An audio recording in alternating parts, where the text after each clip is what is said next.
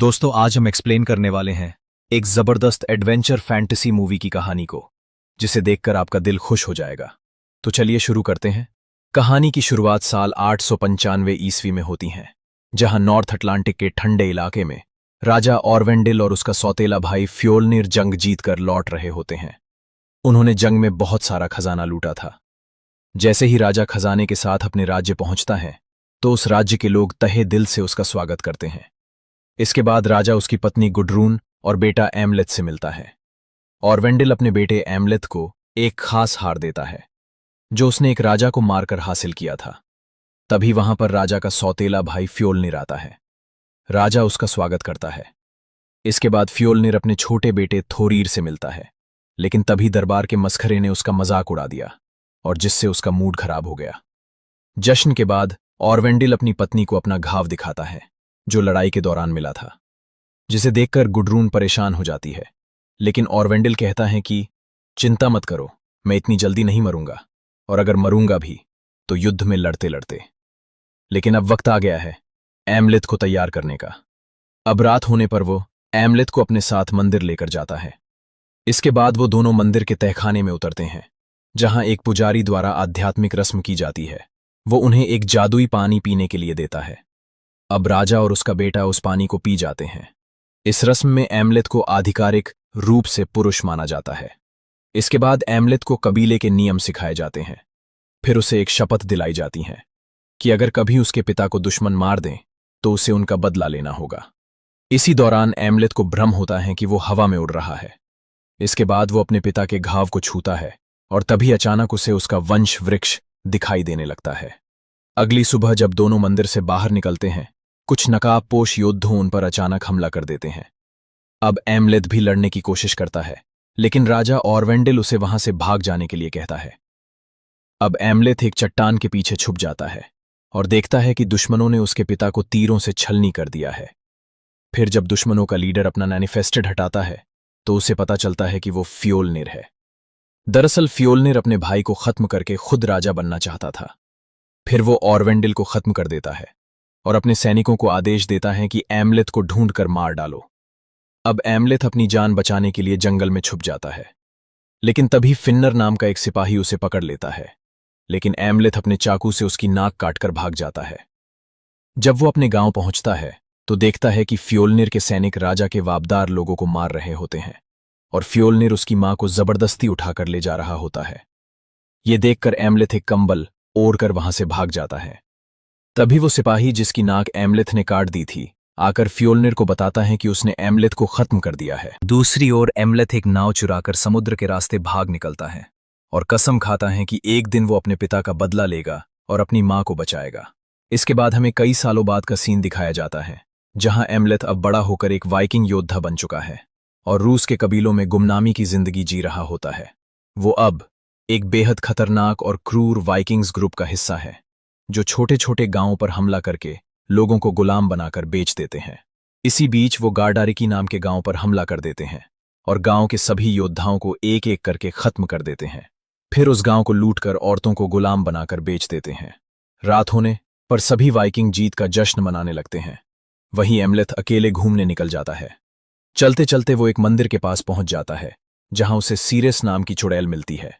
वो एमलेथ को उसकी कसम याद दिलाती है और कहती है कि वो अपना बदला जरूर लेगा, लेकिन इसके लिए उसे उत्तर की ओर जाना होगा, जहां उसे उसका दुश्मन मिलेगा। वहीं उसे एक लोमड़ी मिलेगी, जिसका पीछा करने पर वो उसे उसकी किस्मत तक लेकर जाएगी। एक ऐसी तलवार जो उसके बदले की कसम को पूरा करने में उसका साथ देगी। इतना कहकर वो चुड़ैल अचानक गायब हो जाती है। अगली सुबह जब वाइकिंग पकड़े गए गुलामों को बेच रहे होते हैं, तब एमलेथ को पता चलता है कि उन गुलामों को आइसलैंड भेजा जा रहा है, जहां फ्योल्निर रहता है। ये सुनकर एमलेथ इसी अपने चाचा के बारे में और जानकारी जुटाता है। तब उसे पता चलता है कि नॉर्वे के राजा ने उसका राज्य छीन लिया, और इसलिए वो अपने परिवार के साथ भागकर एक सूने और बंजर इलाके में बस गया, जहां अब वो भेड़ें पालता है। तभी एमलेथ को एक कौवा दिखाई देता है, जिसे देखकर उसे अपनी कस्में याद आ जाती हैं कि उसे अपने पिता की मौत का बदला लेना है। इसके बाद एमलेथ अपने कपड़े बदलकर एक जलती हुई मुहर को सीने पर लगा लेता है और चुपके से गुलामों वाले जहाज में घुस जाता है। वहीं पर उसकी मुलाकात एक सुनहरे बालों वाली औरत से होती है, जिसका नाम ओल्गा है, जो एक जादूगरनी है। वो एमलेथ को देखकर तुरंत पहचान लेती है कि वो कोई गुलाम नहीं है, फिर भी वो उसका साथ देती है। रात होने पर समुद्र में तेज तूफान उठाता है, लेकिन उनका जहाज किसी तरह बच जाता है। उसी दौरान एमलेथ को एक विजन आता है, जिसमें उसे ओल्गा दिखाई देती हैं। अगली सुबह वो सभी आइसलैंड पहुंच जाते हैं। इसके बाद सिपाही सभी गुलामों को जंजीरों में जकड़ देते हैं और फिर उन्हें फ्योल्निर के फार्म पर लेकर जाने लगते हैं। रास्ते में एमलेथ ओल्गा को बताता है कि फ्योल्निर ने उसका राज्य छीन लिया और अब वो उसे खत्म करके अपने पिता की मौत का बदला लेगा और अपनी मां को बचाएगा। इस पर ओल्गा उसका साथ देने का वादा करती हैं। इसके बाद सभी फार्म पर पहुंच जाते हैं, जहां फ्योल्निर दुबले पतले गुलामों को देखकर खुश नहीं होता और अपने सिपाहियों को आदेश देता है कि इन्हें कहीं और भेज दिया जाए। ये सुनकर एमलेथ अपने बगल वाले आदमी को जोर से मारता है ताकि फ्योल्निर को अपनी ताकत दिखा सके। इसके बाद वो उसे अपना नकली नाम बताता है। उसका जोश देखकर फ्योल्निर उसे अपने पास रखने का फैसला करता है, लेकिन उसके बड़े बेटे थोरीर को एमलेथ पसंद नहीं आता। इसके बाद फ्योल्निर अपनी पत्नी के लिए कुछ औरतों को चुनता है, लेकिन जब उसकी नज़र ओल्गा पर पड़ती हैं तो वो उसे अपनी खास नौकरानियों में शामिल कर लेता है। अब रात होने पर एमलेथ चुपके से बाहर निकलता और एक चाकू चुराने की कोशिश करता है, लेकिन तभी उसकी नज़र एक लोमड़ी पर पड़ती है, जो बिल्कुल वैसी ही थी जैसी चुड़ैल ने अपनी भविष्यवाणी में उसे बताई थी। अगली सुबह एमलेथ ईमानदारी से अपना काम करता है, जिसके चलते उसे फ्योल्निर के घर के अंदर जाने का मौका मिल जाता है। जब वो अपनी मां को देखता है तो उसकी आंखें फटी रह जाती हैं, क्योंकि वो तो बिल्कुल ठीक ठाक थी। उसका एक छोटा बेटा भी था जिसका नाम गुन्नार है और अब फ्योल्निर की नई पत्नी है। इसके बाद ओल्गा एमलेथ से पूछती हैं कि उसे अपनी मां मिली या नहीं। तभी वहां पर कुछ सिपाही आकर उसे पकड़कर लेकर जाने लगते हैं। जाने से पहले ओल्गा एमलेथ से कहती है कि अगर मुझे कहीं और भेज दिया जाएगा तो तुम मुझे ढूंढ लेना। रात होने पर एमलेथ उस लोमड़ी का पीछा करता है। चलते चलते वो एक गुफा में पहुंच जाता है जहां एक जादूगर रहता है। वो तुरंत एमलेथ को पहचान लेता है और उसे बताता है फ्योल्निर ने हेमिर को खत्म कर दिया था, लेकिन उसने उसका सिर अभी तक संभाल कर रखा है। तब एमलेथ उससे कहता है कि काम की बात करो। इसके बाद वो जादूगर हेमिर की आत्मा बुलाता है और सीधे एमलेथ से उसकी बात कराता है।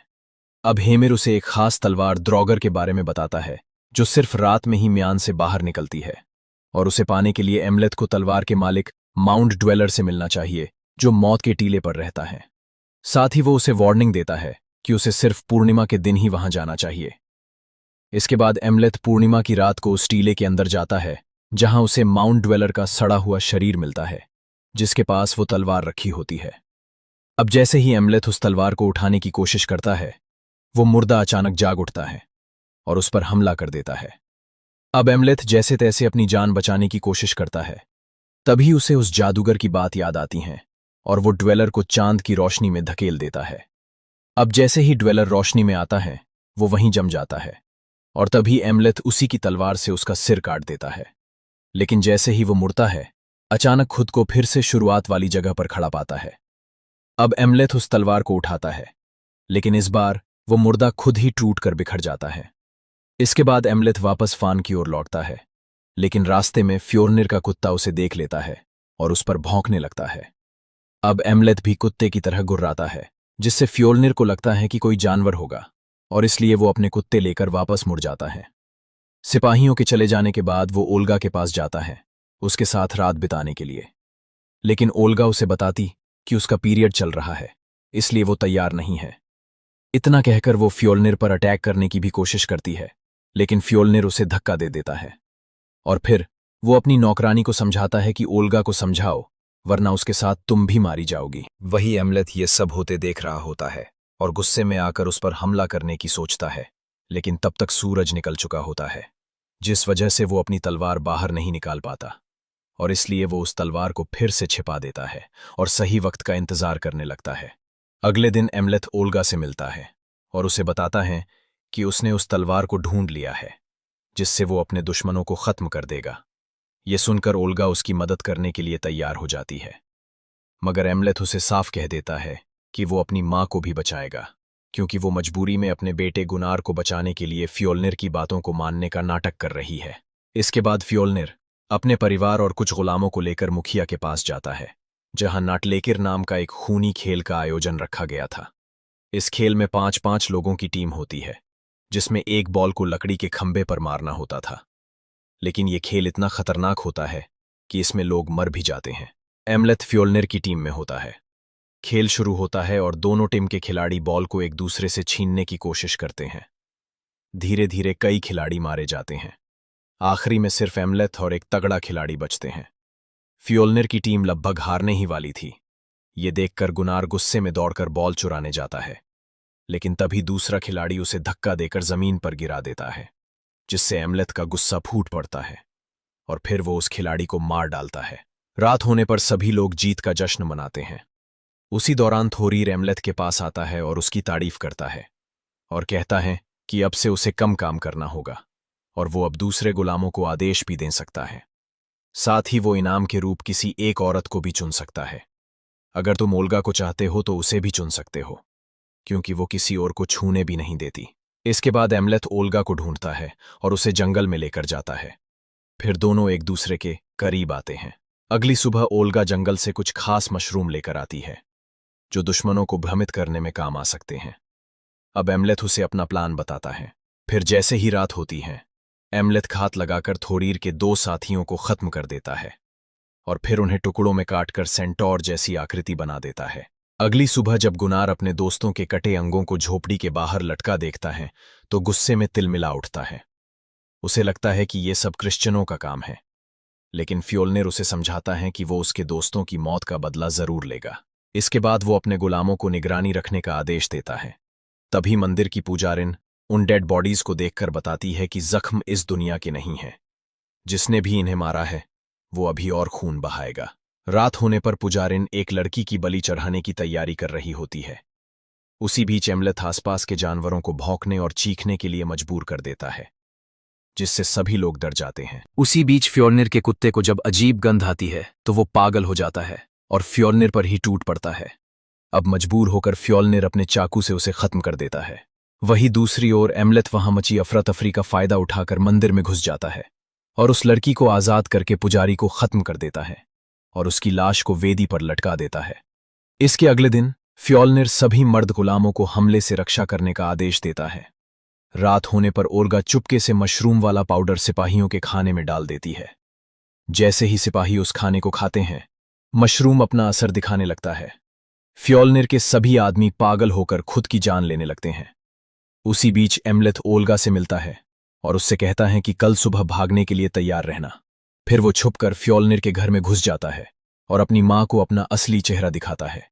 उसकी मानिया मां उसे जिंदा देखकर खुश तो होती है, लेकिन जब उसे पता चलता है कि एमलेथ अपने पिता की मौत का बदला लेने आया है, तब वो उसे बताती है कि असल में औरवंदिल ने उसे युद्ध में जीता था, लेकिन वो अपनी रखेलों से प्यार करता था।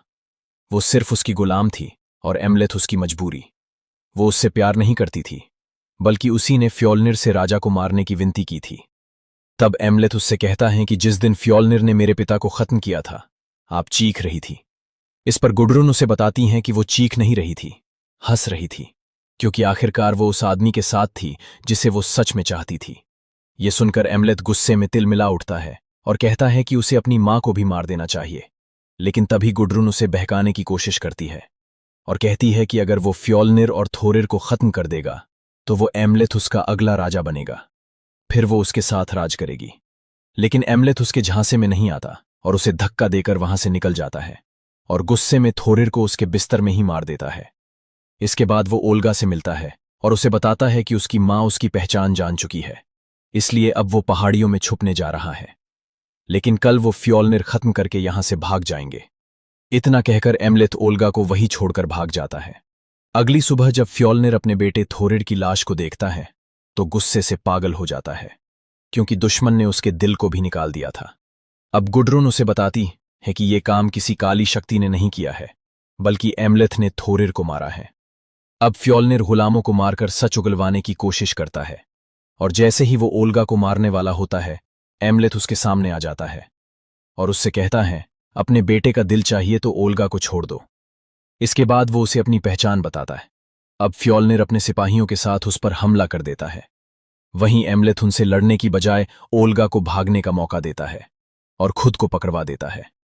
अब फ्योल्नर थोरिर का दिल वापस ले लेता है, लेकिन तभी एमलेथ उसे सच्चाई बताता है कि वो दिल असल में कुत्ते का है, जो 2 दिन पहले मारा गया था। गुस्से में फ्योल्निर उसे खलिहान में लटका देता है और उसे बहुत मारता है ताकि वो थोरिर के असली दिल के बारे में बता दे, लेकिन एमलेथ उसे कुछ भी बताने से इनकार कर देता है। फ्योल्निर को अपने बेटे का अंतिम संस्कार भी करना था, इसलिए वो जाने से पहले उससे कहता है कि वो वापस लौटकर उसे खत्म कर देगा।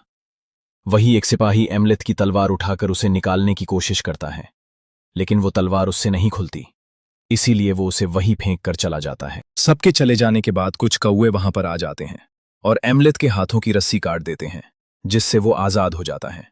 दूसरी ओर फ्योल्निर और उसके लोग थोरीर का अंतिम संस्कार करते हैं और गुनार को आइसलैंड का वारिस घोषित कर देते हैं।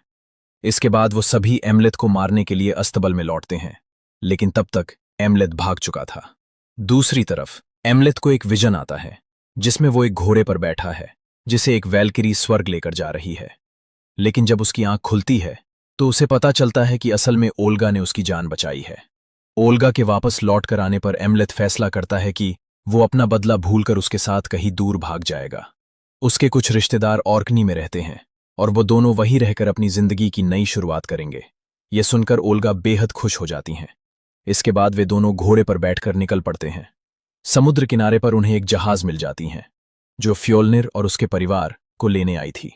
अब एमलेथ और ओल्गा उस जहाज पर सवार हो जाते हैं, लेकिन तभी एमलेथ को ओल्गा की गर्दन पर एक कट का निशान दिखाई देता है जो फ्योल्निर ने दिया था। वो उस कट पर किस करता है, लेकिन तभी उसे फिर से अपना खानदान का वंश वृक्ष दिखाई देता है, जिससे वो समझ जाता है कि उसके बच्चों की मां बनने वाली है।